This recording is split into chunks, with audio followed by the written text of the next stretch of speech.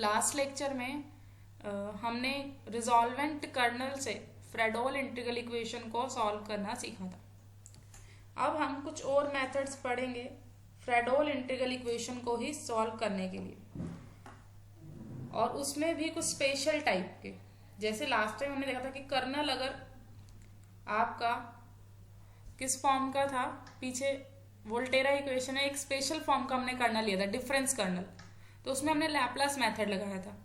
इसी तरीके से अगर हमारे पास सेपरेबल कर्नल हो तो हम एक पर्टिकुलर मेथड है वो लगा सकते हैं। तो सेपरेबल कर्नल होता क्या है पहले वो सीखते हैं। सेपरेबल कर्नल का मीनिंग है कि जब हम उसमें से x की टर्म को अलग सेपरेट कर दे और xi की अलग, मतलब एक ऐसा कर्नल जिसको हम aix into bi xi summation i1 to n में सेपरेट कर दें, मतलब कॉम्बिनेशन बन जाए जिसमें x की टर्म्स अलग xi की टर्म्स अलग, कुछ इस तरीके का हम चाहते हैं। फॉर एग्जाम्पल आपको ये वाला कर्नल दे रखा है जैसे ex माइनस xi, अगर तो अगर आप यहाँ पे अगर आप ध्यान से देखें इसको आप लिख सकते हो e raise to power x e raise to power minus xi। तो इसमें x वाली टर्म अलग हो गई, xi वाली अलग हो गई, a की टर्म आई है, मतलब सम वाली नहीं आई, कोई बात नहीं, फाइनाइट सम लेना है हमें तो आई 1 to n कहीं तक भी जा सकते हैं, 1 पे ही रुक गया। इस वाले में अगर हम देखें x माइनस xi, तो इसको हम कैसे कह सकते हैं, देखो x की पावर 1 इंटू xi की 0 लिख सकते हैं यहाँ पे, माइनस xi की पावर 1 और x की 0 एक तरीके से। तो यहाँ पे क्या हो गया आपका फर्स्ट टर्म ये प्लस इसको सेकंड टर्म मान लो, तो यहाँ पे दो टर्म्स का सम है जिसमें दोनों ही टर्म्स में हम x और xi के फंक्शन को अलग अलग कर पाए हैं, तो ये भी सेपरेबल कर्नल हो गया। ठीक है, ऐसे ही अगर हम यहाँ पे देखें साइन x प्लस xi, इसमें क्या कर सकते हैं, साइन a प्लस b का formula, sine a cos b plus cos a sine b, तो इसमें भी x की टर्म ये xi की अलग हो गई, प्लस ये x की टर्म ये xi की टर्म अलग हो गई, मतलब एडिशन वाली जितनी भी टर्म्स हैं उसमें x की टर्म अलग करो, xi की अलग, x की अलग xi की अलग, इस तरीके से हम कह रहे हैं। अब मान लो मैंने ये वाला ले लिया है साइन x इंटू xi, क्या आप इसमें x और xi की टर्म अलग अलग कर सकते हो, कोई बताएगा मुझे?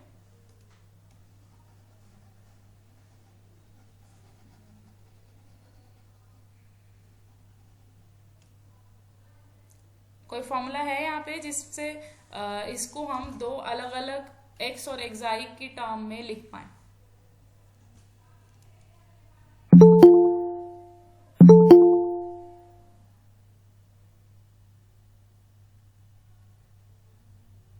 Yes ma'am. ठीक है, तो कैसे लिख सकते हैं, जिसने यस बोला बताओ कैसे लिख सकते हो अलग अलग? क्या एक्सपेंशन खोलने की सोच रहे हो? साइन x के अगर हम एक्सपेंशन देखें, x plus x cube by 3 factorial up to so on x xi plus x cube xi cube by, मतलब आप सोच रहे हो कि अलग अलग हो गया x xi, यहाँ पे भी x की टर्म xi की टर्म से अलग हो गई, ऐसे आगे अलग होती जाएगी। लेकिन यहाँ कंडीशन ध्यान से देखो, फाइनाइट तक ही सम जाना चाहिए, इसमें सम जा रहे हैं इनफाइनाइट तक, तो ये आप सेपरेबल नहीं कह सकते। This is not a separable colonel. Separable colonel में कंडीशन है कि फाइनाइट टर्म्स का ही सम होना चाहिए, इनफाइनाइट तक नहीं जाना। ठीक है, तो ये वाला आपके पास सेपरेबल कर्नल नहीं है, ऐसे ही ये वाला भी सेपरेबल कर्नल नहीं है, x की रेज टू पावर xi, इसको भी आप अलग अलग x और xi की टर्म अलग अलग नहीं कर पाए पावर में ये। तो इस तरीके से अगर सेपरेबल कर्नल है तो आप उसको इस तरीके से सेपरेट कर पा रहे हैं, और जैसे आप उसको यहाँ पे वापस सब्स्टिट्यूट करेंगे सेपरेट करने के बाद, सपोज इस फॉर्म का है तो यहाँ पे आप इसको समीशन से बाहर ले सकते हैं, क्योंकि जो समीशन है पूरा पूरा xi पे डिपेंड है, x as a constant treat हो जाएंगी x वाली टर्म, तो ये बाहर आ जाएंगी, इंटीग्रेशन सिर्फ xi पे चलेगा।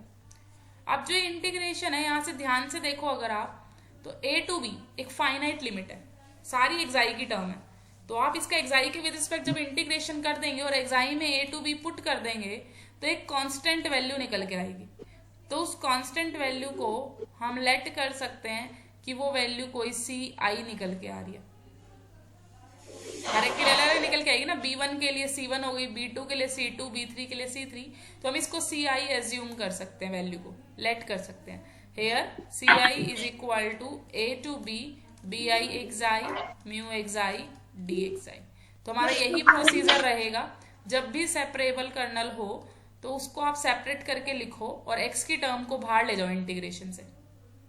अब जो पूरा इंटीग्रेशन हो एक्साई पे, तो सॉल्व होके कांस्टेंट वैल्यू देगा, तो हम उस कांस्टेंट वैल्यू को CI मान लेंगे और उसको पुट कर देंगे यहाँ पे। जिसका माइक ऑन है म्यूट कर लीजिए। AIX इंटू CI हमने इसको मान लिया। अब यहाँ पे I1 to N पुट अगर आप करेंगे तो यहाँ A1X इंटू C1 हो जाएगा जो है, फिर A2X इंटू C2, ऐसे AN CN ये आ जाएगा, जहां पे हमने C के किसको माना है, A to B B के xi U xi D xi। चलिए, तो यहां से हमें क्या होगा, हमें ये UX मिल गया, एक तरीके से ये सॉल्यूशन मिल गया UX। तो जो सॉल्यूशन हमें UX मिला है, इस सॉल्यूशन को अगर मैं इसके अंदर पुट कर दूं U xi में, हमें करना क्या है, जो हमें UX सॉल्यूशन मिला, अभी ये कांस्टेंट्स के अंदर है, तो इन कांस्टेंट की वैल्यू हमें निकालनी है। तो हम कैसे निकाल सकते हैं, इसमें पुट करेंगे हम। जैसे ही इसमें हम पुट करेंगे तो वहां से हमारी इक्वेशंस बननी शुरू हो जाएंगी, कुछ इस टाइप की जो आप ये नीचे देख पा रहे हैं। और ये इक्वेशन कैसी बन चुकी है, कुछ इस फॉर्म की। मैट्रिक्स फॉर्म में अगर हम लिखें तो C की वैल्यू अगर हम ये पूरी ले लें, F हो गया ये जो कॉन्स्टेंट्स जो ऐड हो रहे हैं ये वाले, A ये पूरी मैट्रिक्स इस फॉर्म की बना देंगे, alpha 1 1 alpha 1 2 alpha 1 n into C C1 C2 Cn। तो ये मैट्रिक्स फॉर्म में आ गया। कहीं ना कहीं ये इस फॉर्म की मैट्रिक्स बन चुकी है। अगर मैं आइडेंटिटी से ये क्या है, C is equal to F plus lambda AC, यहां से आपके पास आ गया, C वाली टर्म कॉमन ले लो तो आइडेंटिटी बचेगा, यहाँ पे आइडेंटिटी इंटू C लिख सकते हैं, minus lambda A into C is equal to F। तो ये नॉन होमोजीनियस पार्ट का काम कर रहा है F वाला। बाकी C का हमें सॉल्यूशन निकालना ही है, हमें C1 C2 Cn ही निकालना है। ये एक मैट्रिक्स हो जाएगी another I minus lambda A। तो आपने AX is equal to B इस टाइप के सिस्टम ऑफ लीनियर इक्वेशन को सॉल्व करना सीख रखा है। Non homogeneous system of linear equation को जैसे जैसे हम सॉल्व करते थे वैसे वैसे इसको सॉल्व करेंगे। कैसे सॉल्व करते थे, डिटर्मिनेंट ऑफ A पे कंडीशन डिपेंड करती थी, तो यहाँ पे A का काम कर रहा है ये पूरा, तो इसके डिटर्मिनेंट पे कंडीशन डिपेंड करेगी। इसको हमने डिटर्मिनेंट को डेल्टा मान लिया, ठीक है। इस पे कंडीशन डिपेंड करेगी कि अगर आपका ये नॉन होमोजीनियस पार्ट भी नॉन जीरो है, ठीक है ना, तो हमारे पास क्या हो जाएगा, इधर से डिटर्मिनेंट नॉन जीरो मतलब फुल रैंक, मतलब रैंक ऑफ A जो है वो पूरी है, जितने की भी रैंक ऑफ ए मैट्रिक्स है n। ऐसे rank of A augmented B भी n हो जाएगी और नंबर ऑफ कॉलम भी n है, तो यूनिक सॉल्यूशन मिल जाएगा। तो इस केस में यूनिक सॉल्यूशन मिलेगा, मतलब इस सिस्टम ऑफ लीनियर इक्वेशन पे ही पहुंच गए हम। और अगर डिटर्मिनेंट की वैल्यू 0 है मतलब रैंक लेस देन n हो चुकी है A की, तो A की लेस देन n हुई, लेकिन A ऑगमेंटेड B की रैंक आपकी कंप्लीट n भी हो सकती है और n से लेस भी हो सकती है। अगर ये कंप्लीट n हो गई ऑगमेंटेड B वाली, जो इधर वाली मैट्रिक्स बनेगी, इधर तो सारे नॉन जीरो हो सकते हैं। अगर ये ज्यादा हो गई, n बन गई और n से छोटी नहीं बनी, तो नो सॉल्यूशन वाला केस हो जाएगा। बट अगर ये इसी के बराबर बन गई तो आपके पास इन्फाइनाइटली मैनी सॉल्यूशन आएंगे, तो no solution infinitely many solution का केस यहाँ से बन सकता है। और अगर fx को 0 ही ले लिया, मतलब होमोजीनियस पे पहुंच गए, और होमोजीनियस के केस में तो आपका सॉल्यूशन आता ही है, चाहे ट्रिवियल सॉल्यूशन आए मतलब यूनिक सॉल्यूशन, या फिर आपका क्या आ जाए, इन्फाइनाइटली मैनी सॉल्यूशन आ जाए, ठीक है। तो सॉल्यूशंस हम यहाँ से निकाल सकते हैं। ये डिफरेंट सॉल्यूशंस ही डिस्कस किए गए हैं, बट हम एक क्वेश्चन से लेके चलेंगे ताकि आपको और क्लियर हो हम कर क्या रहे इन क्वेश्चंस में। तो जब आप इन क्वेश्चंस को सॉल्व करेंगे तो लैम्डा की जो वैल्यूज आएंगी जिसके लिए डिटर्मिनेंट 0 है, उनको हम बोलेंगे आइगन वैल्यूज।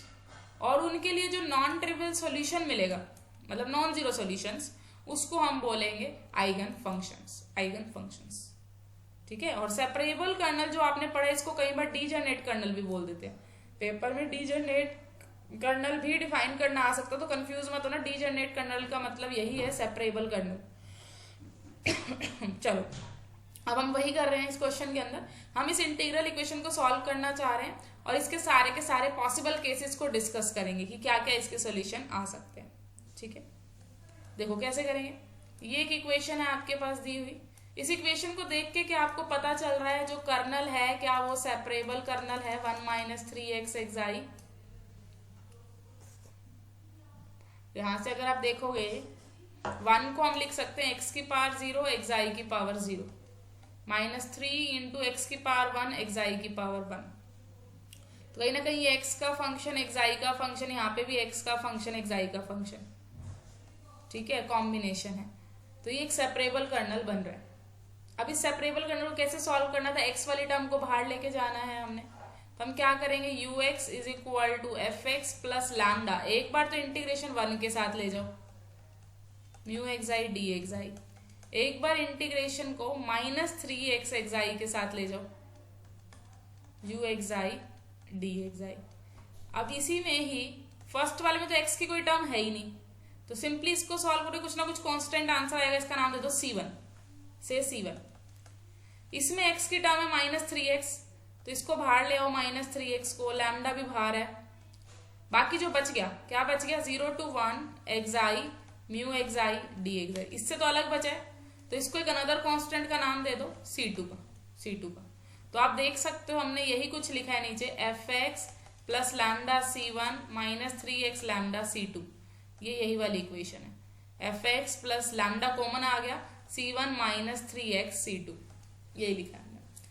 जहां पे c1 और c2 की वैल्यू कितनी कितनी है, c1 की value 0 to 1 mu xi D xi, और c2 की वैल्यू कितनी है, 0 to 1 xi mu xi D xi, यही वैल्यूज हैं। यहाँ पे c1 और c2 की बेसिकली हमें वैल्यू निकालनी है, अदरवाइज सॉल्यूशन तो हमारा आ ही चुका है। मेन तो c1 c2 की वैल्यू निकालनी है। तो c1 c2 की वैल्यू कैसे निकालोगे, मैंने क्या कहा था, इस वाले को आप यहाँ पे भी पुट करो और यहाँ पे भी पुट करो, तो उससे दो इक्वेशंस बन जाएंगी। तो चलिए पहले वाले में पुट अगर मुझे करना है तो मुझे क्या करना है, 0 to 1 इंटीग्रेशन करना है with respect to d xi, इधर xi पुट करके, इसमें xi पुट करके और 0 to 1 डी xi इंटीग्रेशन करना है, यही करना है। तो अगर हम इसमें xi पुट करके इसका इंटीग्रेशन करते 0 to 1, तो क्या बनेगा आपके पास, एफ xi डी xi का integration 0 to 1 plus lambda 0 to 1, इधर xi पुट करेंगे c1 माइनस 3x c2 का, यहाँ xi पुट हो जाएगा डी xi 0 to 1, ये बनेगा। और ये किसके इक्वल हो जाएगा, c1 के इक्वल, ठीक है। तो यहाँ पे हमने ये लिखा c1 के equal 0 to 1 F x D x ले लो, चाहे F xi D xi dummy variable है, xi को आप x से भी रिप्लेस कर सकते हो, this is a dummy variable, plus इसको सॉल्व करोगे लैम्डा, देखो c1 into में डी xi, तो इंटीग्रेशन करोगे xi आ जाएगा, lambda c1 0 to 1 D xi का इंटीग्रेशन करना है, फिर minus 3 c2 xi D xi का इंटीग्रेशन करना है 0 to 1, यहाँ xi डी xi है, तो क्या आंसर आ जाएगा, लैम्डा c1, इसका इंटीग्रेशन xi और लिमिट पुट करोगे 0 to 1 तो 1 आ जाएगा, माइनस 3 c2, इसका इंटीग्रेशन xi स्क्वायर बाय 2 और उसमें 0 to 1 पुट करोगे तो आ जाएगा 1 by 2। तो देखो हमने यही लिखा है, lambda c1 minus 3 by 2 c2, यही लिखा है। तो यहां से c1 वाली टर्म को इकट्ठा कर लो, तो यहां से क्या आ जाएगा 1 माइनस लैम्डा, c2 वाले को भी इधर ले आओ, प्लस 3 by 2 लैम्डा c2, और जो इधर बच गया उसको यहाँ पे नया नाम दे दो, इस पूरे को हमने नया नाम दे दिया किसका, f1 का नाम दे दिया। तो ये एक इक्वेशन आ चुकी है आपके पहले वाली, c1 c2 और इधर नॉन होमोजीनियस पार्ट। ऐसे ही दूसरी इक्वेशन निकालने में, दूसरी इक्वेशन कैसे निकलेगी, इसी को आपको xi से भी मल्टीप्लाई करना पड़ेगा, या फिर इसका डमी वेरिएबल ही चेंज कर दो, इधर x बना दो, बात एक है, डमी वेरिएबल चेंज कर दो। तो डमी वेरिएबल चेंज करोगे x म्यू x dx, तो बेसिकली इसको x से मल्टीप्लाई करो, dx से मल्टीप्लाई करो, 0 से 1 इंटीग्रेशन कर दो, और उसका नाम क्या आ जाएगा, c2 नाम आ जाएगा। तो इस पूरे को इस साइड भी हमें x से मल्टीप्लाई करना पड़ेगा, 0 to 1 इंटीग्रेशन करना पड़ेगा। तो c2 हमारे पास बन चुका है, 0 to 1 आपने इंटीग्रेशन किया x F x D x से मल्टीप्लाई कर दिया आपने, देख लो, ऐसे c1 को भी x से मल्टीप्लाई किया, यहाँ पे भी x से मल्टीप्लाई किया, तभी तो 3x2 स्क्वायर बना। तो ये तो पूरा बन गया c2 आपके पास, इसको नया नाम दे दिया हमने f2 का, ठीक है। और अगेन इसका इंटीग्रेशन सॉल्व करो जैसे करते हैं हम। अब यहां से c2 वाले को इकट्ठा करो इस साइड, और c1 वाले को भी इसी साइड ले आओ, तो एक इक्वेशन आपके पास ये वाली बन चुकी है, 6th इक्वेशन। अब 5th और 6th इक्वेशन का आपको यूज करना है, दो इक्वेशंस आ चुकी हैं, दो ही वेरिएबल है c1 और c2, जिसमें f1 और f2 नॉन होमोजीनियस वाला पार्ट शो कर रहे हैं। तो इसका सॉल्यूशन आपको बेसिकली निकालना है। तो सबसे पहले हम डिटर्मिनेंट की वैल्यू निकालेंगे ए वाले की। यहाँ पे ए अगर हम देखें तो ये वाला है 1 माइनस लैम्डा 3/2 लैम्डा, इधर से देखें तो माइनस लैम्डा बाय 2 और इधर से 1 प्लस लैम्डा। तो इस डिटर्मिनेंट की वैल्यू हमने निकाली 1 minus lambda square by 4, LCM लोगे ये आ जाएगा। अब डिटर्मिनेंट जीरो भी हो सकता है, नॉन जीरो भी हो सकता है, तो हमने इसी पे केसेस सारे डिस्कस करने हैं, ठीक है ना। ये एक स्टैंडर्ड फॉर्म बना दी हमने, I minus lambda A C is equal to F, जैसे बोला था डिटर्मिनेंट, इसका हमने निकाल दिया, ठीक है। अब यहाँ पे सिचुएशन क्या क्या थी, अगर ये वाला नॉन जीरो हुआ तो आपको यूनिक सॉल्यूशन मिल रहा था। तो इसका नॉन जीरो होने से आपको यूनिक सॉल्यूशन मिलेगा। ये नॉन जीरो कब होगा, ये नॉन जीरो मतलब लैम्डा स्क्वायर -4 नॉन जीरो हो, मतलब लैम्डा जो है +-2 के इक्वल ना हो। तो यहां से हमारे पास आ गया, जब लैम्डा +-2 के इक्वल नहीं होगा तो उस केस में इसके पास क्या होगा, यूनिक सॉल्यूशन होगा। बट अगर इनमें से एक भी कंडीशन सेटिस्फाई होगी, लैम्डा 2 बन गया या फिर -2 बन गया, तो या तो इसके पास नो सॉल्यूशन है या फिर क्या है, इनफाइनाइटली मैनी सॉल्यूशन है। यही दो केसेस बचे। अब लेके चलते एक एक केस को। अगर लैम्डा इज इक्वल टू 2 लिया तो देखो दोनों सिस्टम क्या बन जाएंगे, पुट कर दो इन दोनों सिस्टम में लैम्डा को 2, यहाँ पे भी लैम्डा को 2 पुट कर दो, यहाँ पे भी लैम्डा को 2 पुट कर दो। तो जैसे आप लैम्डा को 2 पुट करोगे, यहाँ पे -1 बचेगा C1, यहाँ पे 3C2 is equal to F1, यहाँ पे पुट करोगे 2 तो -C1 + 3C2 is equal to F2। तो ये दो इक्वेशंस बन चुकी है जो आप देख रहे थे। 2 पुट करते ही आपके पास ये दो इक्वेशंस आ चुकी हैं।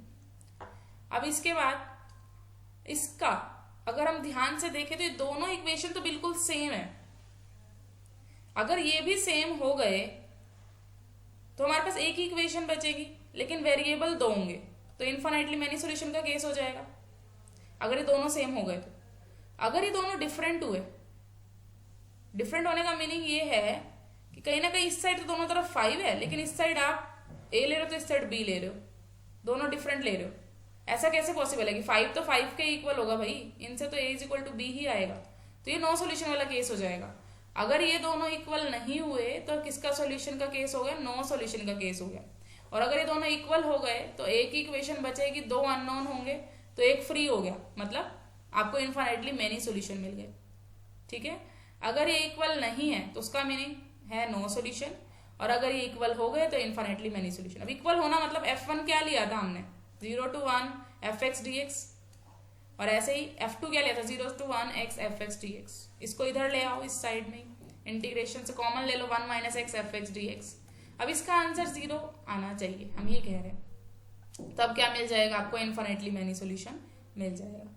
तो हमने यहाँ से most of the cases discuss कर लिए हैं इसके लिए, और इंटीग्रल इक्वेशन आपकी क्या बन चुकी है वो भी आप देख सकते हो यहाँ से।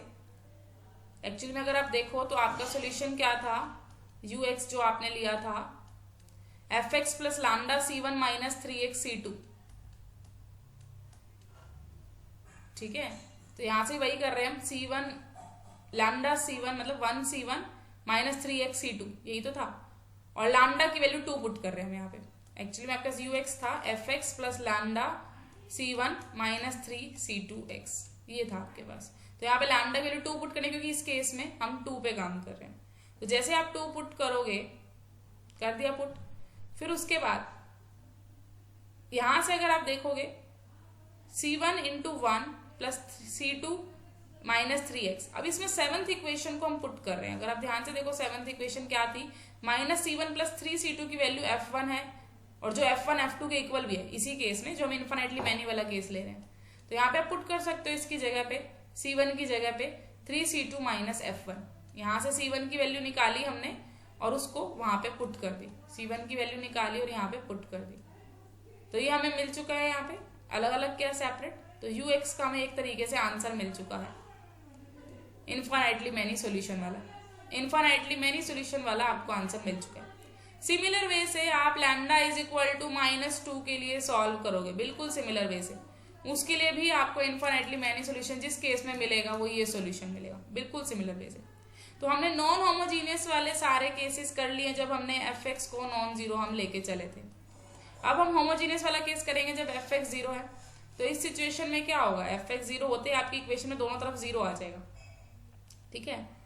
और आपको पता है अगर डिटर्मिनेंट को अगर हम नॉन जीरो लेंगे तो ट्रिवियल सोल्यूशन बनता है होमोजीनियस में। जीरो जीरो सोल्यूशन ही सिर्फ पॉसिबल हो पाता है, एक सिंगल सोल्यूशन ही, यूनिक सोल्यूशन में जीरो जीरो ही पॉसिबल होता है क्योंकि इसको सेटिस्फाई कर रहा है। तो अगर हमने लैम्डा 2 और -2 नहीं लिए तो उस केस में सिर्फ और सिर्फ ट्रिवियल सोल्यूशन है हमारे पास, ठीक है। लेकिन अगर हमने लैम्डा 2 ले लिया, जैसे लैम्डा 2 यहाँ पे पुट करोगे, दो इक्वेशंस थी, उधर आया था F1 और F2 दो अलग अलग, लेकिन इस सिचुएशन में तो जीरो ही आ रहा है, तो एक ही इक्वेशन बच गई। तो यहाँ से C1 = 3C2 हो गया। इसको जैसे आप UX में पुट करोगे, UX में FX के लिए 0 पुट करो क्योंकि होमोजीनियस का केस है, C1 की जगह पे 3C2 पुट करो, आपको ये आंसर मिल जाएगा। ऐसे लैम्डा =-2 के लिए सिमिलर वे से सॉल्व करो, वो भी आंसर मिल जाएगा। अब एक और केस रहता है थर्ड, जो हमने ऊपर भी डिस्कस नहीं किया था, होमोजीनियस और नॉन होमोजीनियस दोनों से थोड़ा सा अलग केस ले रहे हैं हम। अब क्या केस ले रहे हैं कि जब आप नॉन होमोजीनियस पार्ट तो रख रहे हो लेकिन कैपिटल F आपने 0 कर दिया। ध्यान से देखो, कैपिटल F था आपका ये वाला, इसको आपने 0 कर दिया, जो ये F1 और F2, F1 था integration 0 to 1 x fx dx is equal to ये वाला 0, और ऐसे fx dx 0 to 1 भी 0।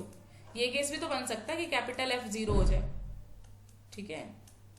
तो इस सिचुएशन में क्या होगा, आपके पास fx नॉन जीरो बोल रहे हो आप, ठीक है, और कैपिटल F को 0 बोल रहे हो।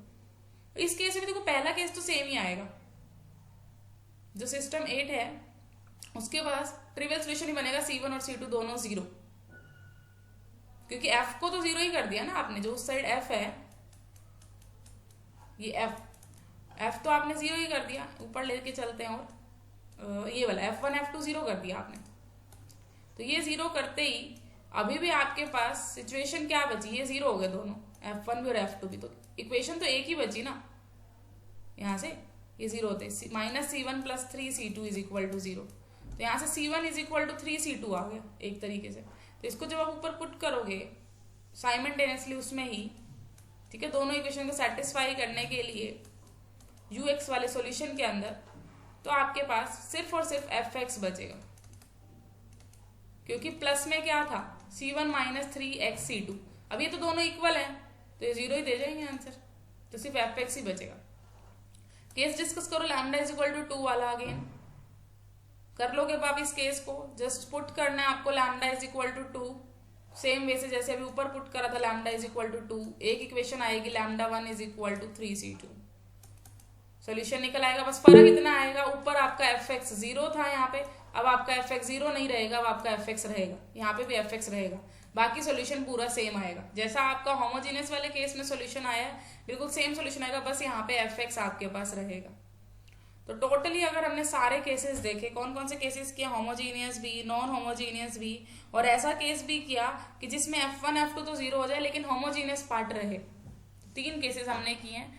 और उसमें भी चीजें डिवाइड हुई हैं, लैम्डा नॉट इक्वल टू 2 और -2 वाली, एक बार लैम्डा = 2, एक बार लैम्डा = -2, उनमें भी इंटरनली 3 केसेस आए हैं। तो टोटल 9 केसेस को एक ही क्वेश्चन में हमने डिस्कस किया है, ठीक है।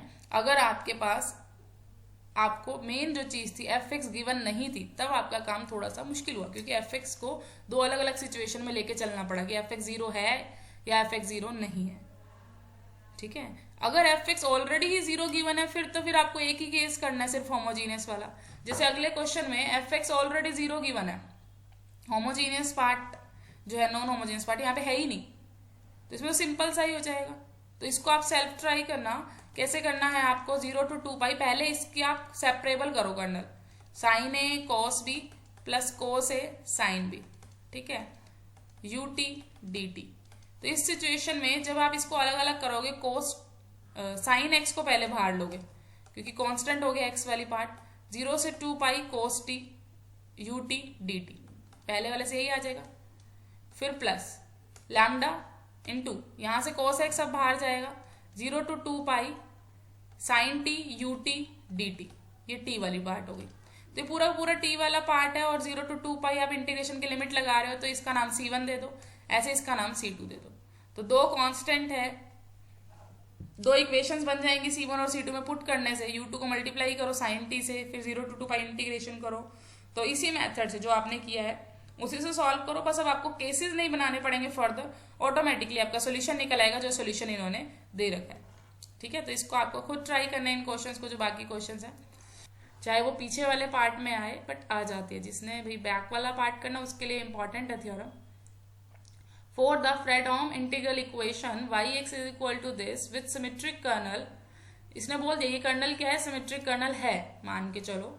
देन आपको ये प्रूव करना है इस सिचुएशन में जो आइगन फंक्शंस बनेंगे दो डिफरेंट आइगन वैल्यू के लिए, मतलब दो सॉल्यूशन निकले हैं इसके अलग अलग, ठीक है, अलग अलग आइगन वैल्यू के लिए। यहां से दो अलग अलग लैम्डास की वैल्यू है जिनके लिए हमने पुट करके y(x) निकाला है नॉन जीरो, दो अलग अलग, वो दोनों क्या होंगे, आपस में ऑर्थोगोनल होंगे। पहली बात तो हमें ये बतानी है। सेकेंडली जितनी भी आइगन वैल्यू इसकी निकलेंगी वो सारी की सारी क्या निकलेगी, रियल निकलेगी। मतलब अगर आप सेकेंड काइंड की होमोजीनियस फ्रेडहोल इंटीग्रल इक्वेशन ले रहे हैं विद सिमेट्रिक कर्नल, तो उसकी सारी आइगन वैल्यू हमेशा क्या होती है, रियल होती है। सेकेंडली आइगन फंक्शंस उसके क्या होते हैं, ऑर्थोगोनल रहते हैं फॉर डिफरेंट आइगन वैल्यूज। जैसे कि मान लो हमने दो आइगन वैल्यू ले ली λ1 और λ2, तो हमें ये पुट करना, मान लो λ1 के कॉरस्पॉन्डिंग है y1 और λ2 के कॉरस्पॉन्डिंग है y2 आइगन फंक्शन। तो ये प्रूव करो y1 और y2 आपस में क्या है, ऑर्थोगोनल है। मतलब y1 इंटू y2 की over a to b integration कितनी आए, 0 आए। हमें ये प्रूव करना है। तो देखो कैसे प्रूव करेंगे, क्योंकि आपका λ1 के लिए y1 लिया है, मतलब λ1 पुट करने पे जो सोल्यूशन आया वो y1 है, यही मतलब हो। तो जैसे λ1 पुट किया ये y1 बन गया, जैसे λ2 पुट किया y2 बन गया। अब हमें क्या करना है, हमें सिंपल इंटीग्रेशन करना है a टू b इन दोनों की प्रोडक्ट करके। तो कर दो, इन दोनों की प्रोडक्ट करो और उनका इंटीग्रेशन कर दो, सिंपल है। तो कर सकते हैं इंटीग्रेशन a टू b इन दोनों की प्रोडक्ट। तो इन दोनों की जब आप प्रोडक्ट करोगे इनकी भी प्रोडक्ट हो जाएगी इस साइड, ठीक है ना। तो λ1 कैसे करो, देखो प्रोडक्ट एक एक करके करो, एक एक करके कैसे, y2 को तो एज इट इज रखो और y1 की वैल्यू पुट कर दो। तो y1 के लिए पुट कर दी हमने λ1 kx xi y1 xi dxi, और बाहर इस इंटीग्रेशन का a टू b dx है, ठीक है। अब हम क्या कर रहे हैं, थोड़ा सा यहाँ पे हम ऑर्डर ऑफ इंटीग्रेशन को चेंज कर रहे हैं। ऑर्डर ऑफ इंटीग्रेशन चेंज करना मतलब x वाला अंदर लाओ, xi वाला बाहर लेके जाओ।